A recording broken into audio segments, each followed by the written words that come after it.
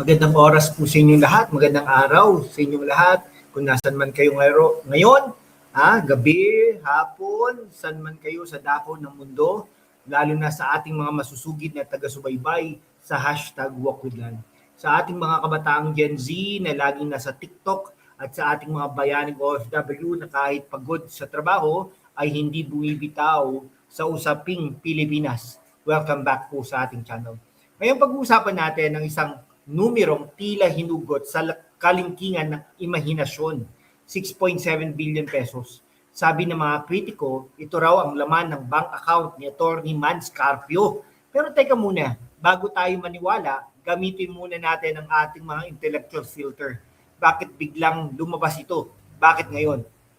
Tinawag itong fake, blatant lie at marites ng kampo ni VP Sara Duterte. At sa totoo lang, kung ikaw ay abogado tulad ni Mans, masakit talaga sa tenga ang marinig ang ganitong klaseng wild claims na walang resibo. Pag-aralan natin ng math para magkaroon ka ng 6.7 billion pesos sa bangko. Kailangan mong kumita ng milyon-milyon araw-araw ng walang gastos. Saan ito manggagaling?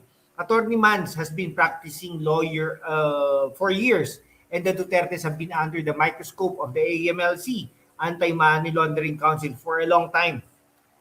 Kung may katotohanan ito, bakit walang freeze order? Bakit puro post lang sa social media? This is what we call character assassination, disguised as public interest. Guys, kung gusto nyo ng malinaw na presentation tulad ng ginagawa natin dito, check out the Logitech C922 on Lazada para sa inyong mga online meetings o streaming. Mga kaibigan, maganda ito. Ngayon, Vice President Sara Duterte is currently the most popular official in the country. Mas sikat pa ito kay Pangulong Bongbong Marcos di po ba? Naturally, the target on her back is getting bigger. By attacking her husband, the critics are trying to weaken her foundation. Ito ang tinatawag nating guilt by association. Pero nakikita natin ang tatag ni VP Sara. Hindi siya nagpapadistract sa mga marites sa politika. She focuses on her work in the OVP, while Attorney Mans continues his legal practice. Okay, bago tayo magpatuloy sa mas malalim na breakdown ng mga dokumento, sandali lang po. Mga kababayan, sa mundo kung saan ang kasinungalingan ay nangingibabaw, ang katotohanan ang unang sinisikil. Pero kasama kayo, magpapatuloy tayo sa laban, walang takot, walang kinikilingan, at laging handa para sa bayan. Sumali na sa aking YouTube channel membership sa hashtag #WalkWithLan at tulungan natin ang channel na maabot ang 100,000 subscribers. Ang inyong suporta ang susi sa kalayaan natin para ipagpatuloy ang pagbabalita ng katotohanan. Salamat at kita-kits sa laban. Let's talk about the blatant lie aspect. In any court of law, he who alleges must prove. Nasaan ang bank records? Nasaan ang transaction history? Ang problema sa digital age, isang graphic lang sa Facebook, nagiging katotohanan na para sa iba. Pero tayo rito sa hashtag #WalkWithLan, hindi tayo basta-basta sumasabay sa agos. We look at the SALN, we look at the legalities. Attorney Man Scarpio has been very clear, this is fiction. Okay para naman para sa ating mga OFWs na laging on the go, don't forget to grab the Anchor Power Core on Shopee at para laging healthy habang nagbabantay ng balita. The Xiaomi Band 8 is trending must-have. Bakit mahalagang malaman ito ng mga kabataan? Dahil kayo ang susunod na leader. Kung hahayaan natin manaig ang fake news, madaling mamanipula ang ating kinabukasan. At sa ating mga OFWs, kayo ang nagpapadala ng bilyon-bilyon sa Pilipinas sa pamamagitan ng inyong pawis at dugo. Nakakainsulto na may taong basta-basta na lang mag-imbento ng bilyon para lang sa political gain, mga kaibigan. Okay, bago tayo mag-wrap up, kailangan nating intindihin ang mas malawak na game plan dito.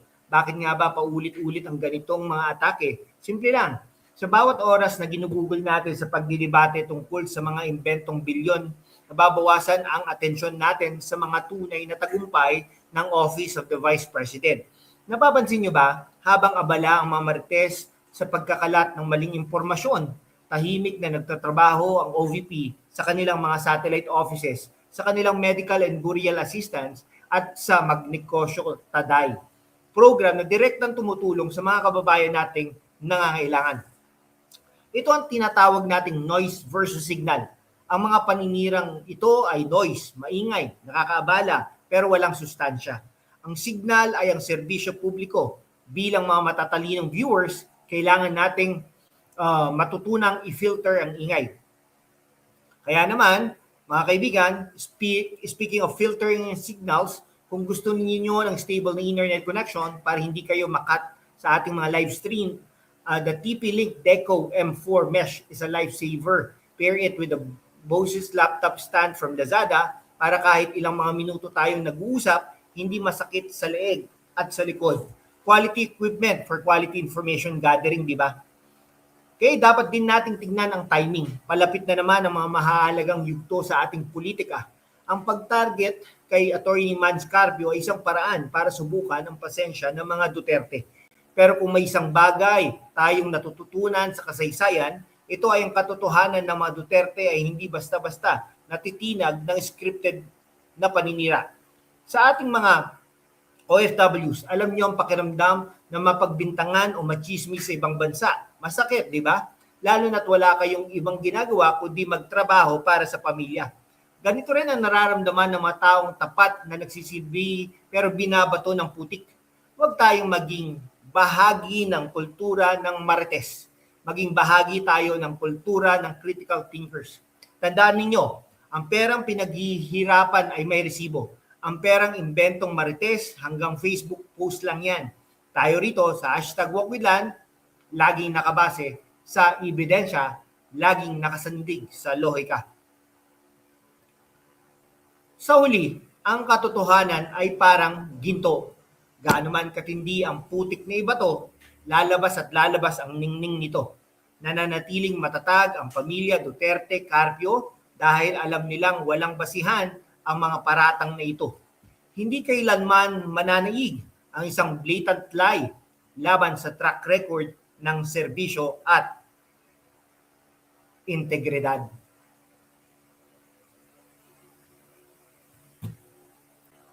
Okay, bago tayo pumunta sa huling yugto, kailangan pag-usapan ang pagkakaiba ng accountability at propaganda. Bilang mga IT savvy na kabataan at mga OFW na exposed sa global standards ng balita, alam nyo na ang accountability ay may proseso, may subpina, may audit, may physical evidence. Pero itong 6.7 billion pesos, wala itong dinaanang proseso. Ito ay diretso sa trial by publicity. Bakit? Dahil ang layunin ay hindi ang maghanap ng katotohanan, kundi ang magtanim ng duda sa isipan ng publiko. They want you to think. Saan galing yun?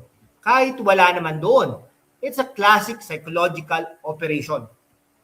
Speaking of making an impression, if you want to look sharp and professional like a legal expert or a tech pro, check out the Zalora Basics Collection.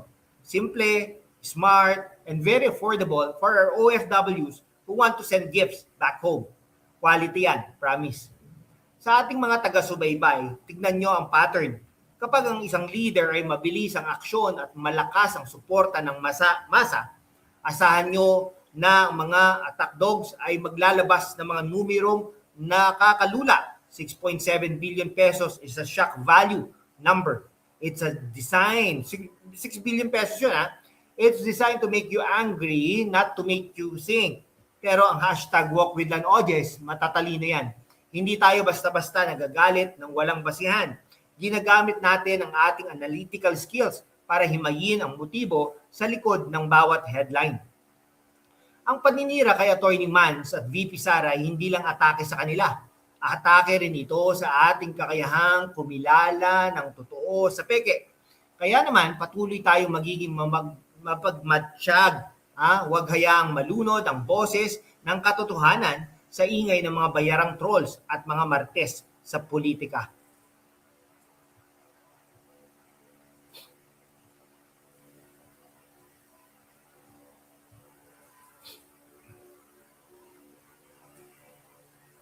Okay, So sumapit na po tayo sa dulo ng